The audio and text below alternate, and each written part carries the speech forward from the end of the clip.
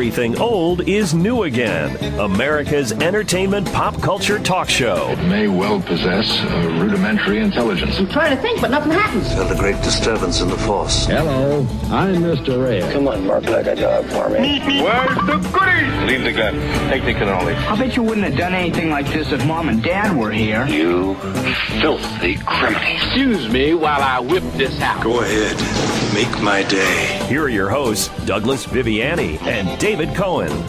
We're back. Everything Old is New Again. Douglas Viviani with the, well, let's put it this way, the gentleman that's quite a character himself, David Cohen. Why do you say that, Doug? I say that you're a character because, you know what, it's the end of yet another year of Everything Old is New Again. We, in 2017, in April, believe it or not, we did embark on our third year. It's amazing. Of Everything Old is New Again. We did 188 shows so far. Wow. 188. And we fought the good fight to try to make radio fun again. Yes. That's what it's all about. And so when you say character, it's because we have created or had certain characters come on our show. Believe it or not, and even though we did that, we have grown from last year 24 stations to now 38 stations in this year. Imagine how much we could have grown if we just continued to well, the more characters, the better is what you're saying. The less that you and I are heard, the more stations we're generating. I guess that's possible. I don't, you know, that's a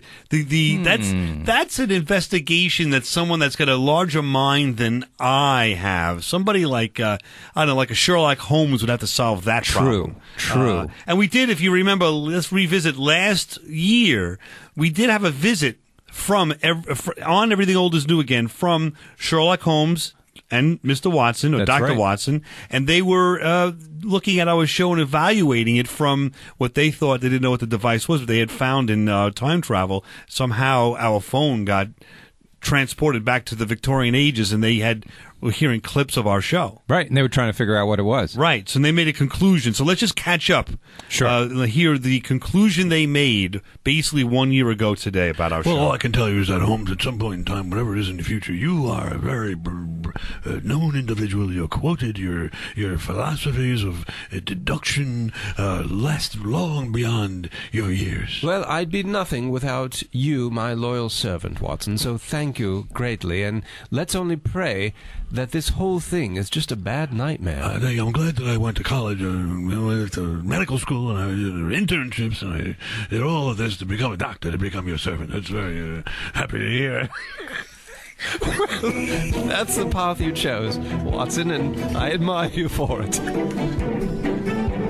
We'll be back at it next week.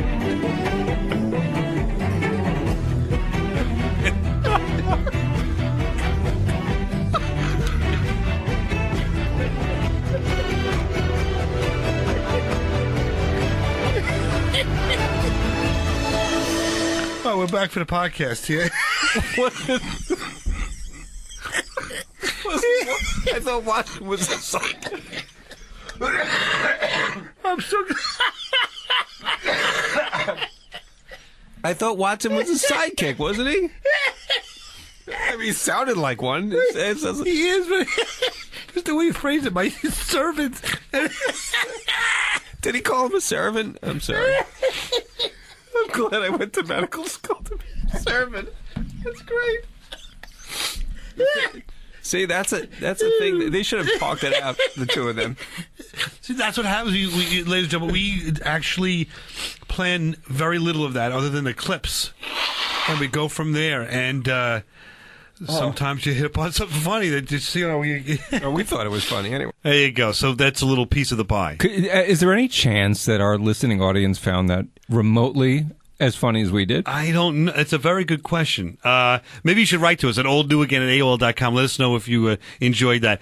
We'll revisit that in a second, but it's just something I have to get out of the way. Every year, or every show, I call David Cohen a certain name, and every year we look back at the number of names and different names that I called the best co-host in radio. And so let's take a look at those, and then we'll see what we're going to do, if anything. I never heard that one. Holmes and Watson. Welcome to Everything Old is New Again, and of course, this is the aforementioned Douglas Viviani. I'm with the rather organic, ever wizardly, the ever fantastical, with the wizard himself, the movie connoisseur himself, sportsman himself, with the ever-amused young wanderer himself. What would we say? Marlin himself. The ever-inquisitive, the rather astonishing, the rather simian-like, the rather famished, rather ravenous, jazzy, the ever-impressionable, the ever-soulful, with the young and communicative, I'll call him the everything old is new again Clipper himself, the rather competitive, the gamer himself, the vintage gamer himself, ever irascible, the ever cantankerous, the ever paternal, the rather indecisive, the rather excited, rather inexplainable, ever intrepid David Cohen. Do you match any of those names, do you think? I could pick maybe one out of them. I don't even remember what it is, but I did hear one. That's about 52 names right there. Just throw it at you. Wow. Yeah, how about that? All right, so let's take a look. I think we could go back. I'm getting this beacon that we should go back. I've lost my phone again, and I think that if we can, through the magic of radio, track my phone and hear what's going on with my phone wherever it is. I think it might be back in the Victorian ages again. We could hear. Oh, is it possible that it's possible Holmes is on Holmes the case? Has it again? Yeah. Let's go back in time and let's see what happens with that. All right. The next thing you hear, I think, might be our phone. Let me click this button here. All right. Let's see what it say. So again, Watson, I sincerely apologize for referring to you as a servant. I meant no harm by it. I just hope you have it in you to forgive me so we can move on as the diligent team that I believe we are. Well, Holmes, I have no really objection to that. I just wanted to point out the fact that for the listening audience, anybody else who's listening on the bar here, that I'm not just a little servant here, man. I am an educated individual. Being that we've now had this discussion ongoing for close to 1 year to the day, I trust that it is now time to go back and listen further to this listening device we seem to have uncovered. Yes, let's press this button. Let's get right to it. Let's listen. So you know how most of the lawns in the Disney parks are very manicured, very meticulously manicured. Everything Yes. looks perfect. But if you go to the Haunted Mansion and look at the surroundings, that lawn and everything that grows on it is left to grow out and die. They actually let it die to match the mood of the ride. That's what I tell my wife every weekend in the summer when the grass is not cut. Match the mood of the house. Inside and outside the house? Exactly. Oh, boy. I'm going to leave it there because I could talk about that. That should be a ride. I'd like to visit the Viviani house. That's a show unto itself. I'm biting my tongue because I don't want to get into trouble. Not that she listens to the show or anything. Well, here we go. Back to square one with these two characters. Yes, well, as usual, they seem to be enjoying themselves quite a bit. I'm not sure who was listening and whether they were enjoying themselves. It seems to me that, yes, they were talking about some kind of a Disneyland, or some kind of Adventureland, or something of this nature. I don't really understand what they're talking about, but they sure do have a grand time by themselves. Almost, just, completely oblivious to the fact that people might have been listening to them. Yes, and they're downtrodden. They're talking about themselves in a manner that's very discriminating, where, the wife is listening by, but maybe she's not listening. Listening to what exactly? But, right, if one doesn't care if anyone's listening to them, what is the purpose of broadcasting it out so that people do listen to you? It's almost like they're sort of lost in space and no one's listening. We'll be back right after this on, what did it say? It's called Everything Old is New Again. I'm not sure what you're referring to. Watson. You temporarily lost your mind. You're babbling about coming right back. Everything old is new. You believe you're actually on the show? There seems to be some kind of a 2-minute interval here that we have for something people listen. And I'd like to understand, quite frankly, what are we trying to do here? What is we trying to accomplish with this investigation? Well, last time, if you remember, 1 year ago to the day, before we started the 1 year long argument over the quote-unquote servant issue, which I would refer to as Servant Gate. I'm not sure why I'm calling it Servant Gate, but it sounds like a precursor to some kind of a known problem. You have been a prognosticator of the future. And quite true. People do quote you in this time period. It's quite true, quite true. But to continue on, I believe we came to the conclusion that it must have portended the end of the world. However, being that there's more to the show, the end of the world, I don't believe it happened at that point. So I think maybe we could revisit that when we get back to the real radio show itself instead of the podcast individuals. I don't know what's coming over me. It's almost like you're being taken over by some other spirit. I'm just reading you're spewing words that are unfamiliar to me. Correct. I don't know if you know what I'm saying. It's like an exorcism kind of a situation where I'm saying something I don't know. Fascinating. But I would, excuse me, pardon the burp there. I would tell you the truth, I feel so upset.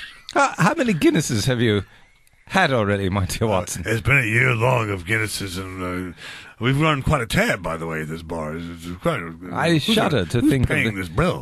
Good question, my dear. That would be the most of investigatory kind of a situation that needs to be undertaken immediately. Perhaps we might slip out of the bar at some point without anyone noticing. Holmes, the elementary. Fine. Thank you. Now, what is... You're listening to Everything Old is New Again, America's entertainment pop culture talk show with Douglas Viviani and David Cohen. Hi, this is screenwriter and author Carl Gottlieb, enjoying being on the air with Douglas Viviani and David S. Cohen on Everything Old is New Again. All right, well, this is Dr. Watson, and I'm here with Sherlock Holmes at the local pub.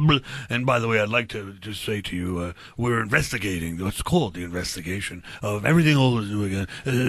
What are we doing, Holmes? What direct me with what's happening here. Well, if you remember, Watson, 1 year ago, before we started this interminable argument that fortunately we've resolved, we had concluded that the only result of this show, quote unquote, was that it portended the end of the world as we know it. However, there's more to the show, so the end of the world didn't quite happen yet. No, it didn't have this because this is dated 2017 now. Now we're looking at clips from 2017. I've just seen, so now we know the time frame. We know that this is the future, but we also know the show is continuing, and I don't know why. We must investigate further. All right, there's something here, a clip. There's probably a clip I just wanted you to hear. A barbecue guy or fondue guy. More characters, yes. You brought a little white wine. What kind of wine is that? It's a rare Indonesian wine from the Himalayas that was grown for approximately 1.7 years, harvested by locals by hand, shipped via a horse and donkey, and then in the air, but vacuum sealed at a temperature of 23 degrees Fahrenheit, where it was then removed from the airplane, placed into a vacuum sealed pack, and hand carried by yours truly here to the barbecue. Well, what do? You ordered it on Amazon.com? You got it at 7-Eleven? Where'd you pick it up from after all that travel? Where did you get it? I met them at the airport, and I took it off the plane. Let me taste it. Let me see what it tastes like here. Let me see. You're supposed to sip that. It's very rare type of wine, and not so bad. But when I tasted it, wasn't so bad. I'm very thirsty. I went right down. I just drank like half the bottle here. That's all you got is the one bottle of this stuff? It's very rare. Yes. That's it. You bring one bottle of wine. You bring one bottle of stinking wine. Look here, I got this huge case. See this big box? I got two kinds of them. I got red and I got white wine right here in these boxes. Cost me nothing. Went down to 7-Eleven, picked those up just before the party started. I know where you go to an airport to get wine. All right, well, what can I tell you? It was grown in the Himalayas. And I'm sorry, I'm tearing up a little bit. That was so rude. But at least there's a little left. Ward, Robin from TV's Batman. Oh, great. Robin's here. That makes me feel a lot better. But let's get us back on track. You know, Barbecue Guy, I've always had struggles with barbecues, and even though we got off to a rough start right here. I'm waiting for you. I'll give you a lot of rare airtime right here. By the way, hey, Robin, how are you? Good to see you. You all right? Having a nice time for yourself? What do you think? Come on, say something to me, will you? Hi, this is hi. Ward. Hey, Bert. Robin from TV's. I know who you are. Yeah, okay. So, and he just walked away. What? Okay. He took the last bottle of that little piece of that bottle there. He took the last little bit of that wine with him. He did, didn't he? Oh, these two, they're really bourgeois, is what I would say. Let me pose another theory, Watson. I believe that those characters we were hearing were actually the voices of Douglas Viviani and David Cohen. I don't how is possible? How is it's so transparent, Watson. I mean, the thought that those two could, believe that they're creating these actual characters just shows how dim-witted they actually They were. seem to be two-dimensional characters, if you want to be some kind of a critic of the theatrical aspect of what's going on. They're two-dimensional characters. I believe you're right. So it seems to be like maybe they're not really a real character. I'd like to investigate that further. There's another discussion here. Some fondue, imitating barbecue men at their barbecue. Oh, This interesting. is very Okay. interesting. And then a cup of heavy cream right there. You got it, you got it. Follow along now. And the 3 tablespoons of bourbon. It's optional, but I say let's do it anyway. I'll tell you what, you're sounding terrific. Keep going. And for the skewers, don't forget the skewers. You understand the skewers? I'm talking about skewers here. You got 2 rolls of skillet bread. I know what it's. Oh, go ahead, yeah. You get your skillet. You know what skillet bread is? You take your skillet bread. You cut it What into... bread? What? You cut it into... You shut up and listen to me. But what's a skillet? 1.5-inch cubes. You got 2 ripe but firm bananas. Ripe but firm. I'm going to have to answer you like the fondue guy. Let's see what the fondue guy will respond. Take a bag of... I know what I... Take a bag of marshmallows. I now have a headache. Then you basically put it on the floor, you stomp on it with both feet, throw it on a barbecue, and there you go. That does not sound very appetizing to me. In fact, as far as I'm concerned, I'd like to have a glass of wine, some Beaujolais, and a little fondue, and that's all I would like to have. Can I say that is the most intelligent statement I've ever heard you speak? Holmes, this is now we're getting to some very rather complicated situation. It's almost like multiple personality disorder, which I don't think will be a theory for another 200 years, but hey, I've just discovered it. I think there might be some kind of a right on this, and I was the doctor, by the way. I'm surprised I realized before you did. Yes, you didn't let me say what I was going to say. Oh, I didn't. I apologize. It's okay. You were going to come up with the same theory. Thank you, Holmes. I will take full credit for that theory. You should. My investigation, though, is interesting in that these 2 gentlemen are imitating each other, but they kept their same accent. So I don't know if I buy this business that you're saying that they're the same person. I don't know if that's the case. It's very difficult to see. So now you're postulating that there are actual, separate characters. Yes, that there might be a fondue guy and a barbecue guy, and then it's a Paul Sorvino. I don't know what this is. All right, go get some lemonade. Matter of fact, while you're doing that, what I'd like for you to do is give me a little idea as to what is happening with Paul Sorvino. All right? I mean, Paul's having a nice time over there. Which one's Paul Sorvino? Paul's the guy's singing. There he is. You hear him? You're getting close. Hey, Paulie boy, you're sounding good. How are you, Paulie? What do you think of Paul singing? Fondue Man, you like the barbecue? You like that aura he's playing out there? I feel like I'm in the middle of some really bad Fellini movie. I don't even know who Fellini is. You talking? Who's Fellini? What do you mean Fellini? What's a Fellini? Did you try the lemonade? It's quite tasty. I think Savino's had a little bit of that lemonade. Paulie boy, you're sounding good. He's in full voice. I thought you would have liked that. It sounded like a little bit of opera there. Yeah, sure. So Paulie sounds good to you. Are those ribs ready? Barbecue, that's for sure. I could put that together at least. But what's a barbecue? Well, what is a barbecue, Holmes? I mean, it sounds like... I just don't know. I believe we've descended into some sort of madness, really. I can't quite understand what's happening. I mean, really, Watson, do you have any idea what they're talking about? So we're trying to attach some logic to an environment where there doesn't seem to be any logic. It's an environment of total insanity. Of course, you see this at parties. You see this in the opium dens in London, and I find it very difficult to understand logically why someone would act like this. That's an excellent point, Watson. So what you're saying is that perhaps we're trying to analyze something logically, which itself is utter chaos. Exactly. So sometimes you try to bring order to the chaos, but it's not possible always. It's a mission impossible. Well, let's continue to listen, and perhaps we can get there. Well, we've got plenty more clips to go, that's for sure. And we will investigate them. But first, I would like to talk about this bar tab that we've got at the bar here. We've been here for quite some time. Matter of fact, we've been here for a year, arguing over this and trying to piecemeal this together. Who's paying for the drinks?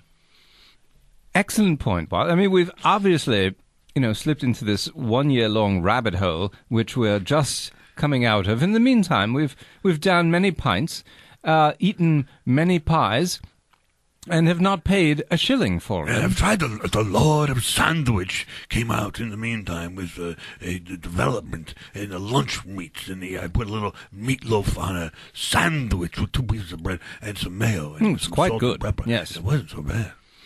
Shall I speak with the bartender and please inquire as to how much we owe? Please do so. I'd like to square that away. We'll be back on. Okay. Do you need any assistance, Watson? But I got to tell you, I'm concerned about this bar bill. It's something I really I'm coming out of a fog, and I'm just saying we've been involved in all this discussion and not looking at reality so very well. And quite frankly, I think we may own this bar at this point. I spoke with the bartender, actually, while you were trying to figure out what a podcast is. Unsuccessfully, I might point out. But I did speak with the bartender, and I do have the bill right here. You're not going to be happy. Apparently, it's well beyond the means that you and I have to repay. So I struck a deal with the bartender. And the deal is that you and I work at this pub, serving spirits, cleaning up after the customers leave, closing up at night, for the next 15 years. I'm a little taken aback. I talked him down from 20 years. What I'd like to do is I'd like to go see my publisher, and what I'd like to do is investigate the idea that I might have to publish a book about this everything old and new again, investigatory process, and maybe we can earn some money from that and advance ourselves quite a little bit so that we can pay this bill. I have an even better idea, although that's a good one. Thank you. All of these cases that you and I have been on for so many years, why don't we put them down in writing and sell them as novels or books? Quite an interesting proposition. Like The Hound of Baskerville. Remember that one? Yes, that was a great story. I think would make great reading. So you say we put our misadventures into a draft form and present that to a publisher and try to get some money for that. So we'll be back right after this and everything else new again. Another Mission Impossible, how to pay this bill.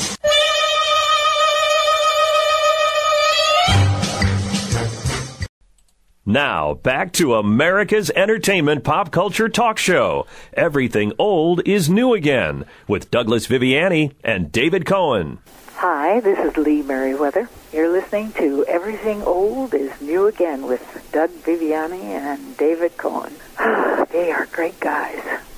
That's some woman's opinion of these two gentlemen as great guys. Not only is it a woman, Holmes, but her name is Lee. Lee is a man's name, typically. It's a very awkward society. I think they're involved. Yes. And speaking of awkward, yes. I spoke with the bartender about our bill. Good. And I have it right here in front of me. I'd like to square this to a year-long argument away, yes. Yes. Well, I'm sorry to report that the bill is well beyond the means that you or I have of repaying at any time in this life. This is difficult.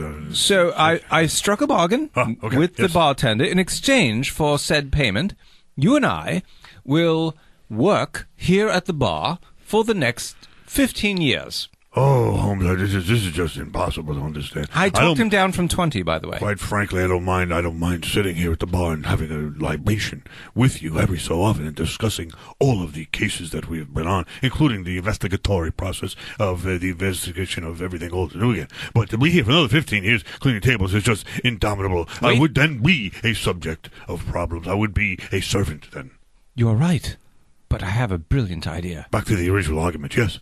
What if, in the footsteps of the future, that Douglas Viviani and David Cohen are basically taking their quote-unquote adventures and, broadcasting them to people, Why don't we take the real work that you and I have been doing, the investigative reporting that you and I have been doing so many years, for instance, The Hound of Baskerville. Yes, why not put that down in writing and sell those as books and earn money that way? Brilliant. This is why you're just a brilliant man. I would suggest that I would agree with that. I would begin working on that once again, immediately, so that we can pay this bill and move on. I'm not concerned with paying the bill. I am concerned with staying at this bar for another 15 years. Because I agree with you, and I predict that if we don't do this, Holmes, someone will write the stories about us and gain fortune that you and I were really entitled to. Genius again. Absolutely. Thank you. Let us try to complete our latest investigatory process, and then we'll begin our novelization of these adventures. First, let's take a look. So, Pumpkinhead. But this other one, all she cares about is that dog Toto. All she says, I can't find Toto. Where's Toto? Why can't I have Toto? Why couldn't I buy Toto? She thinks she could buy dogs because she liked the dog. She wanted Toto. Where's Toto? Toto broke his foot during the performance of the show. Where's Toto? Why can't I get Toto out of my hair? Why did Toto make more money than the Munchkins? All these questions. All she wants to know about is Toto. All right, let me ask you two questions. One, can you please stop saying Toto? And number two, can't the Wizard of Oz... What about the wizard? He's the almighty, the all-being. Can't he help you? He's a fraud. The Wizard of Oz is a fraud. Did you see the movie? He's a fraud. Pay no attention to the man behind the curtain. Have you heard that saying? Yes. He's a fraud, this guy. I'm the magic. I'm the real magic. So, I'm a talking and walking pumpkin. This is very fantastical as a walking, talking pumpkin talking on this program. Do you think it's an actual real character, the Pumpkinhead person? Rather difficult to understand what they're all talking about. I do know that there's something named Toto that seems to be very popular in the day. Quite annoying, wasn't it? I don't understand. What else do you have there? There's rather nothing we can get from that. I have to gather there's nothing we can gather. But what we can do, if we can take a look at the next part, is something about Pumpkinhead wanting some kind of a part in the show. These Muppets, you saw those Muppets? You have those Muppets? Those Muppets can talk. That Kermit just gets a job as the Scarecrow. Gonzo is the Tin Man. Fozzie Bear is a lion. It's insulting. Jack, listen to me. It's insulting. Muppets can get cast. I can't get cast. First of all... Muppets? You know what? By the way, the Peanuts are better than the Muppets. I never heard of that. First of all, your diction suddenly got very much clear. I can understand you now. I don't know what happened in the last 10 minutes, but after 500 years, suddenly you're speaking like a normal person. It's 100 years to begin with, number one, and it's a brand new head. Now, when the head gets old, it gets used up in agricultural problems. Well, why didn't you say that? We can do that. Because if we work with a window of time when your head is fresh and you can speak, we can get your cash. Well, somebody had a misunderstanding. It's been going around this rumor that it takes a new head every 2 or 3 minutes. Oh, that's my fault. Sorry. Yeah. Everything listen, Pumpkinhead, settle down now. This rumor's been going around a long time. This guy, David Cohen, I don't know where he came that from, but I can do so. I bet you got that on Wikipedia. Is that where you got that information from, David Cohen? I'm sorry. Don't laugh at me. This is my life. I don't mean to laugh. I'm very sorry. This is indomitable, this discussion. Do you believe what it's listening to? Oh, it's insufferable. Insufferable. Who is this Pumpkinhead? You know what, Watson? I don't even care anymore. I don't care who Pumpkinhead is. Wait. Who do you... play another clip before I would just like to say there seemed to be 4 voices in that last clip. There was a David Cohen and Douglas Viviani, but then there was a Pumpkinhead there, or 3 voices. So I don't know if I subscribe to the fact that this is the same person or people. I think they're just having some guests on their program. Perhaps, but all I know now is I need another Guinness. Oh, boy, we're going to owe a lot of money to this bar, that's for sure. I said you're not a villain. You're a Bond. You got to listen to me. I've been in the business for 50 years. I'm the Agent of Oz. How can wait, listen, buddy, how is it possible that a guy with a pumpkin head is going to kiss the women and have a nice little time with them on the gondolas in Venice? I can't do it. The seeds are falling out of my head as we speak. Every time a seed falls out, a little piece of my memory is gone. What are you talking about? Wait a minute. Are you saying you'd rather play the villain? Yeah, of course I want to play the villain. Here's the villain. Here's the problem. All the villains have like some kind of pet in their arms, a cat, or there's this other one's got. They all have like the sharks in a big vat. They've all got these menacing animals with them. Problem is with Pumpkinhead, they're all gonna whatever animal you've got assigned to this guy, he's gonna want to eat his head. He's gonna look like a fool. Why does he need an animal? Let me eat my head. I'm living in odds for years and years. Let me eat my head. What are you talking about? Jack, stop talking. Listen, You're not making the case for yourself. Your head is a piece of fruit. So there's every animal you got that's going to want to eat it. This is just nonsense. I just want to say, I heard 4 distinct voices there. 4 different. So I don't know, Holmes, if you're going to amend your hypothesis. It's ridiculous, Watson. I've descended into a state where I started actually agreeing with one of the characters' arguments about not having an animal. Why do you need an animal if the animal would then eat the other person's pumpkin head, I believe, was the quote, which for me means we really need to either, as you say, take a break or we'll be right back, whatever verbiage you're using, because I can't stand it anymore, Holmes. I think you're becoming... Watson. You might be... You see? I think you might be becoming a fan of this program, is what we're trying to say. Are you a fan now of everything else? Oh, I hope not. I mean, I really maybe you hope can not. subscribe to the podcast. You can get the podcast. You can listen to the old programs on Everything Old is New Again. Everything Old is New Again. It's a frightening thought. We have one more minute left in Holmes. I really would like to use your investigatory skills. I would like to know, if we're going to be here for the next 15 years, where are we sleeping? Good question. We might have to just continue to drink ourselves blind and pass out on the floor. And we could become real good fans of the Everything Old is New Again. Will Everything Old is New Again be on for the next 15 years? That would at least make it possible, at least to enjoy a little slice of life while we're working. Or we can work on our books, as I mentioned before. I thought that was perhaps a way out of this jam. We are in quite a spot. Holmes, I can't believe you've been drinking that Guinness so freely through these last little while. And yet showing no signs of inebriation. Yeah, it's quite remarkable. Amazing characteristic. That's why, when you have a mind as brilliant as mine, what is that music? I think we're going out for a commercial break. Oh, whatever that means. Sure. We're back. Everything else we're going to find out what the heck you're talking about. Brilliant mind. Holmes, you were saying something. We got cut off by that. He was saying something. We have a mind as brilliant as yours. Yes, that I don't remember. This is the brilliance. It's just going down the tubes with that Guinness. You're drinking the Guinness. I believe it is the brain effects cells of the are being Guinness. affected by Watson, you need to cut me off. This is very difficult to understand. It's the greatest criminal mind of our times, a criminologist. I need to go on holiday. I tell you, I'd like to go on holiday. This Moriarty is he's getting over on us. I think that's what the saying is. The young kids are saying, you're dulled. You've been dulled by this Everything Old is New Again. Perhaps you're right. I think this show you're right, had its intended effect. It's also made you babble quite often. It doesn't seem to be it's a stream of consciousness that finds its way through your mouth that just can't find an end. It's very difficult. We've got time on our hands, and so I think what's happened is I've become insufferable with my opinions. Watson, I love you like a brother, but really, you must put the brakes on. Now, feel free. You have the floor, Holmes. In this imaginary podcast, I believe you call it, that we're in the middle of, it seems that you've set up time limit parameters where we must stop and start again. How much more time, quote unquote? We've got 10 more minutes. By the way, did you see I've just invented air quotes with my hands? You're a genius. Yes. You're an absolute genius. How much more time? 10 minutes to go. What? That's it. We'll be back. Right? All is new again.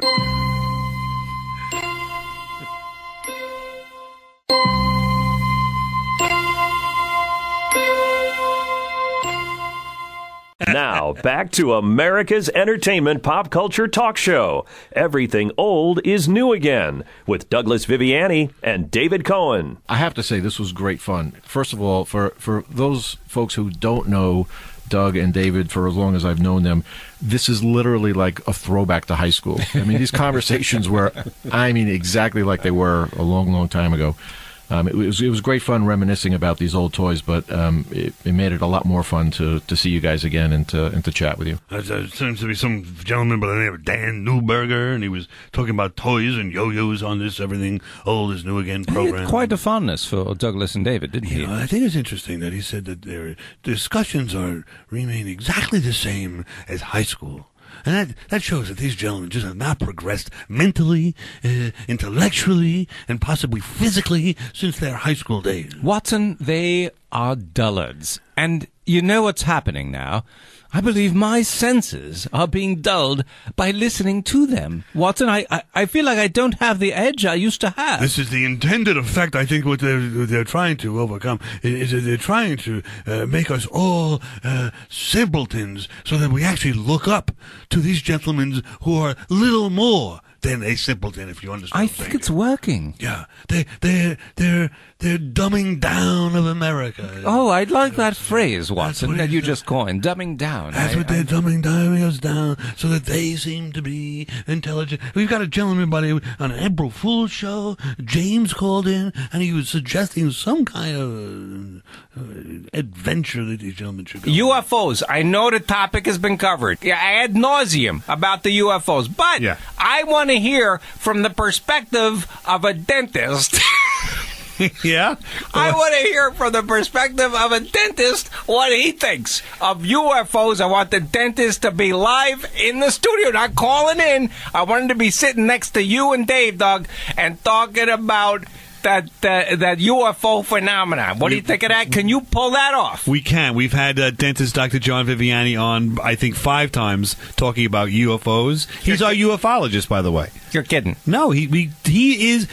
Let me put it this way. He is the exclusive ufologist or ufologist for Everything Old is New Again. No one in the world has come on our show other than Dr. John Viviani to talk about UFOs. This is a UFO. What's it mean, UFO? Could it be an uninformed fictional object? It must be. That's exactly. It must be something like that. You're right. You're a genius. I'm sitting this with genius. Do you think I'm coming back to my senses a bit? Well, I think it's possible. You're putting the pieces together like you always used to. There's a follow-up to that request that James made for Dr. Viviani of UFO. I think it's a follow-up here. Okay, we'll actually ask you to investigate that personally and send us back some information on that. We'll have you back in a little while. Or your staff. I gotta get my staff on that. All right, who's going to be that? The hygienist or is it going to be the receptionist? Which one? It appears that this dentist is some UFO. Maybe it has something to do with dentistry itself. I'm not sure. It could be. Yes. Why not? Why not have it about dentistry? It must be. But Watson, I'm still struggling with this. The question I have in my mind: why do we continue to listen to this? There's some kind of an addictive nature to this show. There's Everything Old is Again. There's an addictive nature. Apparently. It's an addictive nature. It's something you need to watch. You need. Oh, dear. Dear Lord. Really, this is... So I can't get enough of it at this point, to be honest with you. Are there other additional clips we there's can listen another to? couple- There are more? Yeah, Thank April you. Fool. Play some more. Play. This Yes. guy James is calling in again. I'm a little starstruck. I'm into celebrities, but I don't want celebrities coming on talking about the inner workings of their home. I'm very interested in the bathrooms and stuff like that of celebrities, the cellars and things like that. I want people who knew the celebrities, who showed up at the celebrity's house. Oh, not the celebrity themselves? No. These unknown people who went in to, say, I don't know, Frank Sinatra's bathroom and got a piece of toilet paper that was monogrammed with his initials. Something like that. Oh, yeah. I would love. There's no way you guys could do that. I'd love to hear it, though. There's a book called In the Company of Legends. We had the authors on. They have guests on this program constantly. That says we're hearing characters, we're hearing guests. I don't really make it. And the callers in who are screaming. Such utter nonsense. But I can't get enough of it, Holmes. Holmes, that's me. Watson. I'm losing my mind, Watson. You're just a mess. You're a puddle. Slap me. I need you to slap me across. Holmes, snap out of it, please. You've got to snap. I've got one more clip, and then we can discuss what's going on here. Oh, dear. There's a Tim Fallon, from the sublime to the serious, it's labeled here. And when he played youth soccer at 5 and 6 years old, he was the kid, picking up worms during the game as the game is going around him. He'd come back, who won, and he wouldn't even know. But we encouraged him to play, and we signed him up because of the camaraderie, because of, the sportsmanship. It was the lessons that you learn elsewhere, the working hard, working together, working as a team, picking up somebody when they're down. I really think great life lessons, as you pointed out. And now we have somebody giving life lessons that make quite some sense. There's Tim Fallon talking about coaching. This program is the gallery, the rogues gallery of individuals on this program. It's just beyond belief. What do we do, Watson? What do we do? We've got a few minutes here. Can we put this piece together? Can we complete our investigation so we can get on to writing this book and we can get out from under this tab that we have, this bar tab that you seem to have run us into here? Perhaps, as I was saying before, the lesson we can learn from listening to them is that you and I must venture out and document our life story, Watson, our adventures, our mysteries that we've solved, the crimes that we've solved, before someone else gains access to them. I think what you're saying is that this program is America's pop culture entertainment show. I've heard this in the beginning. Now, you're telling me that we should become part of pop culture. Exactly, Watson. Everyone has an opportunity to become part of pop culture, is what we're trying to say. Why not us? Why not us? There is no reason why. Well, the only reason to quote a future television show, why not you? I tell you what, the only reason would be that we can't get out of here because we've got a tab running over our head. Let's start. Listen, if we have to be at the bar anyway, I have some parchment paper. Why don't we start writing down the experiences? I need to know. On our breaks, on our 15-minute breaks, in between cleaning toilets, we can write the Hounds of the Baskervilles. We can write down the other adventures, of course, none of which come to mind at this inopportune moment, that we can put together into books to sell, Watson. I would suggest to you that's a great idea, but I have a larger picture, a larger question. I don't understand. This bartender, he let us run a tab for 15 years? Just because we didn't get up from the stools? Is that what it is? Yes, that's an interesting point. Can we suggest that we write a how-to book of how to run a tab for 15 years, or I should say for 1 year? Let me get it straight. We've been sitting here for 1 year. Yes. And we've not left. Correct. And we have a tab that is going to take us 15 years to pay off. Correct. It's just indomitable. I feel like I've got an elephant on my chest at this point. Holmes, I don't know how to overcome this. We're going to have to write the memoirs. Either that or you and I just run out of here. That's the other part. I think they call that chew and screw. We could do that. Yes, that's not a bad idea. Elementary, Watson. But I believe we should do that. I think that'd be a lot easier. Yes. A lot easier than writing these memoirs. We'll leave that to some other gentleman to write about our That's true. Why spend one more minute here? Who would be such a person that could write our adventures? I don't know. No. Well, perhaps when we chew and screw, as you so elegantly put it, we can find that person to help us. But what we can do is It has to be I would say someone who's been knighted. You know what I mean? I think the author should start with a Sir. Arthur Conan Doyle, I know, is a gentleman. He lives in the apartment next to me. He's a gentleman that, he knows Houdini. He knows that gentleman. Does he? He knows how to, and he's someone that, well, I've never seen him write before. I don't think he's very successful, but he's trying to get away from the wife. But if he heard... His wife is indomitable. If he heard our stories, Watson... Yes, I think any excuse... They write themselves, you know what I mean? Any excuse to get away from that wife, I think he will join us on our adventure. We could dictate our adventures to Sir Arthur Conan Doyle, and maybe that would be the way out of this real pickle we got ourselves anyway. So who leaves the bar first? Is it you or me? What we do is we pretend we're going to the bathroom together, and we go out the window in the bathroom. Oh, brilliant. Brilliant, Watson. I go straight to Sir Arthur Conan Doyle's house. If the wife will let us in, we do smell a little bit like alcohol. We might not get in. But if we're entitled to get into that house, we've got to present ourselves and our stories and get out of this fix. One thing, Watson. We can make money this way. Here, put these on. Before you climb out the window, put these on. These are called sunglasses. We haven't seen the light of day in a year. They'll be quite helpful. Thank you very much. We've got everything else to do next week. Pop Culture Entertainment. Barbecue guy here from Everything Old is New Again. Going to do a little recipe for you. I'm with the Fondue Man. How you doing, Fondue? Good, barbecue guy. How are you? I'm doing good, thank you. I got a nice steak marination for you. You know what a marination is? A marination. I've heard of marinating. But yeah, well, you put it in a Ziploc bag. You're going to do is you're going to put your steak in there with a... Do you mean Ziploc? Yes, correct. 1 tablespoon of cider vinegar, 2 tablespoons of real honey, salt and pepper, fresh parsley, and do me a favor, a little dash of water. You marinate that in your Ziploc bag overnight with the steak. Wait a minute, you forgot an ingredient. Huh? Yes, I believe you forgot the mustard. Mustard in a marination? Oh, it's heavenly. And Really? there's a particular mustard that I enjoy using, Bowers mustard. Well, I've heard of it. I mean, that's the stuff they use at the NASA Coliseum there in Long Island, right? Exactly. Bowers mustard. You can buy a jar online, barbecue guy, at abowersmustard.com. That's ABAUERS mustard.com, or from your local stores listed on their websites. What's the website again? What are you saying? A Bowers with an S? What? A Bowers with an S. abowersmustard.com. All right, I'm going to go do that. I like the mustard there. The mustard's good for a hot dog, too, by the way. You want a hot dog? Sure. Put it right on the grill right there for you. I'm just thrilled we actually agree on something. Ah, yeah, they got a little horseradish in there, too. I love it. It's fantastic. It tastes Bowers delicious. mustard. Bowers. A Bowers. Mustard.com.